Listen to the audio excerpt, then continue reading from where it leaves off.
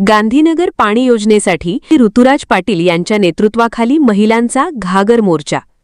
जून 2027 पर्यंत काम पूर्ण करण्याचे लेखी आश्वासन।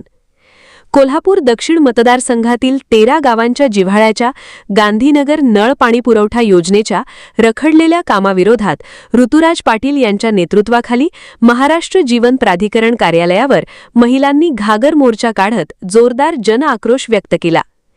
पाणी पुरवठ्यासारख्या मूलभूत प्रश्नात राजकारण करून अडथळे निर्माण केल्याचा आरोप करत नागरिकांनी महायुती सरकार व मेघा इंजिनिअरिंग विरोधात तीव्र नाराजी व्यक्त केली। मोर्चामध्ये सहभागी झालेल्या महिला भगिनींनी मेघा इंजिनिअरिंगच्या अधिकाऱ्यांना जाब विचारत जीवन प्राधिकरणाच्या अधिकाऱ्यांनाही धारेवर धरले। वाढत्या पाणी टंचाईमुळे नागरिकांचे हाल होत असल्याने रखडलेली योजना तातडीने पूर्ण करण्याची मागणी करण्यात आली।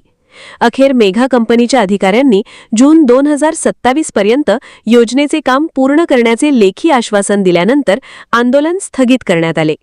या मोर्चात जिल्हा परिषद सदस्य एकनाथ पाटील, सुदर्शन खोत, संग्राम पाटील, माजी जिल्हा परिषद उपाध्यक्ष शशिकांत खोत, प्रकाश पाटील, बाबासाहेब चौगुले, स्मिता गवळी, संदीप पाटील यांच्यासह विविध गावांतील महिला, युवक व ज्येष्ठ नागरिक मोठ्या संख्येने सहभागी झाले होते।